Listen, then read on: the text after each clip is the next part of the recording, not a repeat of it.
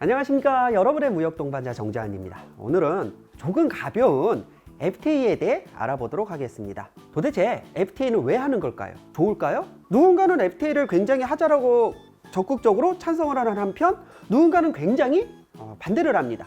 몇 년 전에 갑자기 미국의 트럼프 대통령이 우리는 더 이상 자유무역을 하지 않겠다라고 말을 하면서 일종의 보호무역을 선언했습니다. 그리고 한국에 대해서는 FTA가 근본적으로 잘못됐다. 이 FTA를 파기하던가 아니면 FTA를 개정해야겠다라고 얘기를 했습니다. 자, 그래서 FTA가 좋은 건지 나쁜 건지, 그럼 도대체 자유무역은 무엇이고 보호무역은 무엇인지, 이러한 부분들을 하나하나 알아보도록 하겠습니다. 우리는 자유무역의 시대에 살고 있습니다. 그렇지만 누군가는 자유무역을 그만하고 보호무역을 해야 한다라고 합니다. 일단 자유무역은 말 그대로 누구든 자유롭게 수출과 수입을 할 수 있어야 된다라는 겁니다. 보호무역은 그러지 말고, 아니 아무리 외국과의 그런 교역이 중요하다지만 외국 물품이 너무나 많이 우리나라로 들어온다라고 하면 그거 어떻게 감당할 거냐? 국내 산업 다 망치자는 거 아니냐?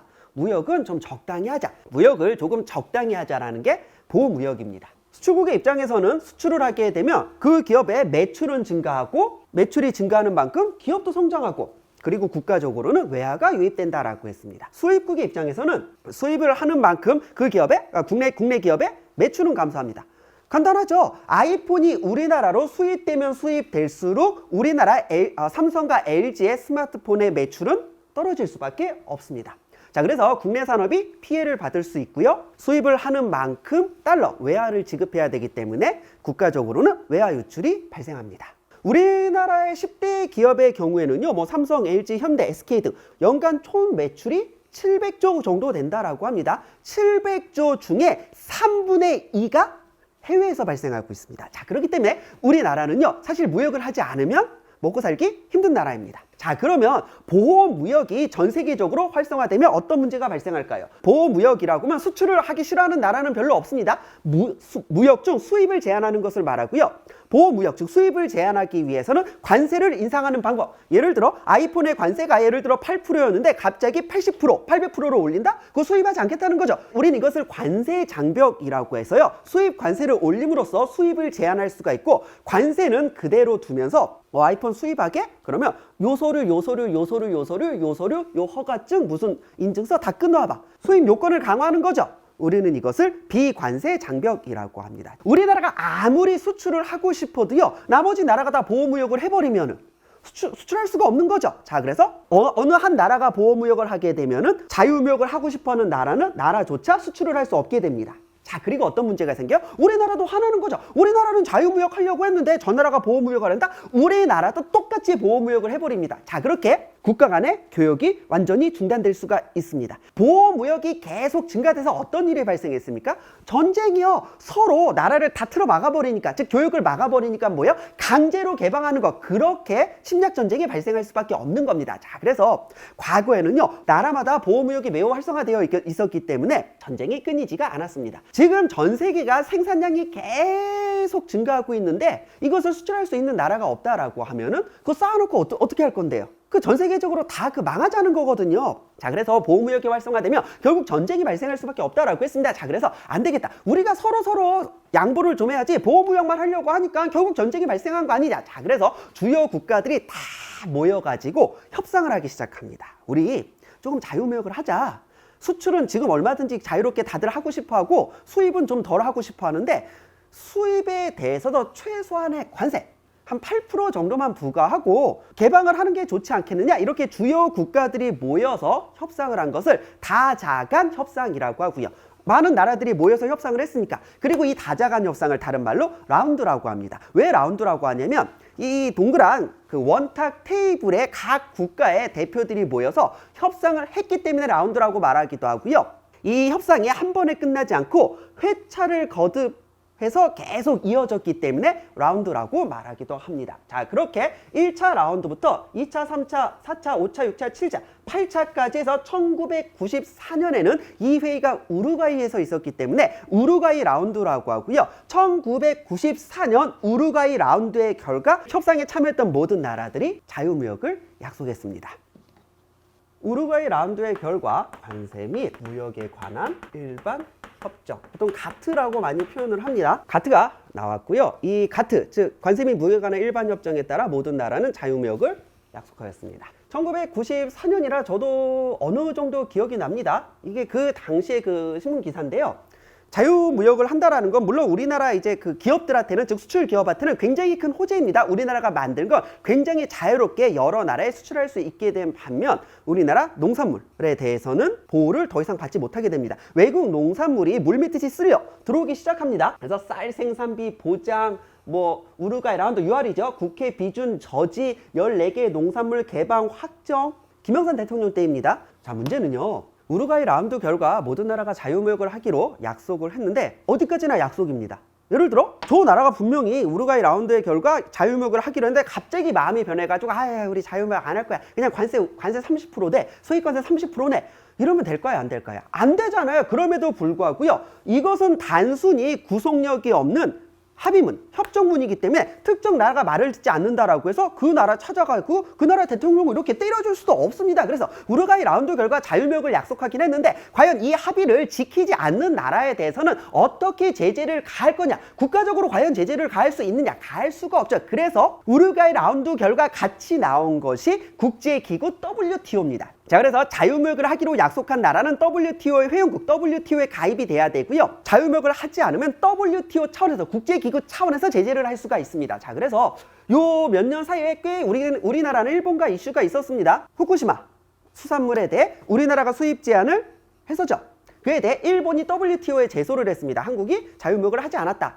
제소를 했었고요. 이 부분은 우리나라가 승소했습니다. 그리고 현재 진행 중인 것은 일본이 우리나라에 대해 이제 전략물자 관련해서 수출 제한을 건 것에 대해 이제 WTO 이제 분쟁 절차에 들어간 것으로 알고 있습니다. 이쪽은 진행 중이고 아마 별일이 없으면 우리나라가 승소할 수 있을 겁니다. 자, 이렇게 자유무역을 약속한 나라가 자유무역에 대해 이행을 하지 않을 때는 이제 WTO 차원에서, 국제기구 차원에서 제재를 가할 수 있게 되었습니다.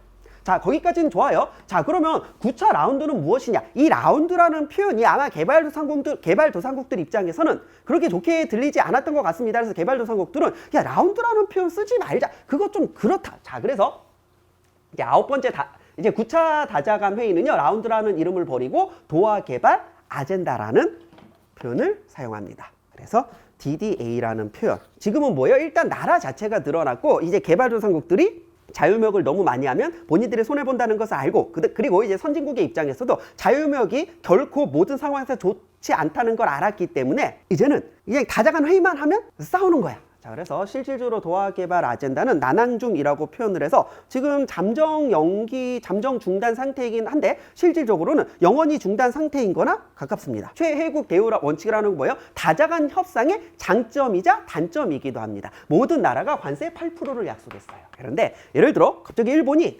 우리는 미국하고 거래를 좀 많이 하니까, 일본이 미국한테 가가지고 우리 그 다자간 협상에서는 8%를 약속했지만 미국에 대해서만 5%를 해줄게요 라고 하는 거 될까요? 안 될까요? 일본이 예를 들어 미국에 대해 5%로 더 낮은 관세를 약속한 시점에 뭐예요? WTO 회원국들은 동등한 혜택을 누릴 수가 있습니다. 특정 나라 대 8%가 아닌 5%의 혜택을 줬으면 뭐예요? 모든 나라가 다 5%의 혜택을 누릴 수 있게 합니다. 이게 최혜국 대우 원칙이라는 거고 다자간 협상의 큰 장점입니다. 그리고 공정무역이라는 것은 무엇이냐? 예를 들어 삼성의 휴대폰이 미국에서 한 1,000불 정도에 팔려야 되는데 아이폰 쓸어버리고 우리가 시장을 장악할 것이야 라고 해서 갑자기 삼성이 갤럭시 스마트폰을 미국에서 100불에 판매하기 시작합니다. 그럼 삼성이 전 세계 스마트폰 시장을 지배할 수 있겠죠? 이게 정상입니까? 정상이 아닙니까? 이거는 미친 짓이야. 다 같이 죽자라는 거거든요. 자, 그래서 공정무역해라. 공정무역이라고 하면 뭐예요? 정가에 팔아라. 가격 후려치지 말아라.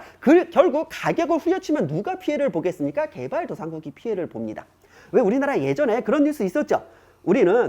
우리가 평소에 가볍게 신는 나이키 신발을 만들기 위해 아프리카 어린 아이들은 하루에 1달러도 못 받고 18시간씩 일을 합니다 라던가 이런 문제가 발생했습니다. 정가보다 낮게 판매한다는 건 뭐예요? 공정 가격보다 낮은 가격으로 노동력을 제공하는 당사자들이 나온다는 겁니다. 그리고 그런 당사자들은 대부분 개발도상국이죠. 자, 그래서 이런 의미로 이해하시면 될 것 같습니다. 자, 그럼 다자간 협상의 장점은 무엇이냐라고 했냐면 모든 나라가 동일한 혜택을 받을 수 있기 때문에 당시에 우리나라가 예를 들어 미국과 개별 협상을 할 수가 있었을까요? 1994년 이때 미국이랑 1대1로 협상을 한다라고요. 완전히 말릴 수가 있거든요. 개별 협상은 잘못하면은 그 나라가 완전히 그냥 무너질 수가 있습니다. 자, 그래서 아무래도 이런 국제적인 협상에 익숙하지 않은 그런 나라들은 당시 우리나라는 개발도상국이었습니다. 이게 다자간 협상에 참석을 한 다음에 살짝 숟가락만 올리면은 최고의 대우를 받을 수 있는 겁니다. 이게 다자간 협상의 장점이고요. 그렇다라고 하면 다자간 협상의 단점은 무엇이냐? 이제 우리나라가 좀 익숙해졌어. 교역이 굉장히 다변화됐어. 그러면 이제 요 나라와 요 나라한테는 조금 다른 조건으로 거래를 하고 싶은데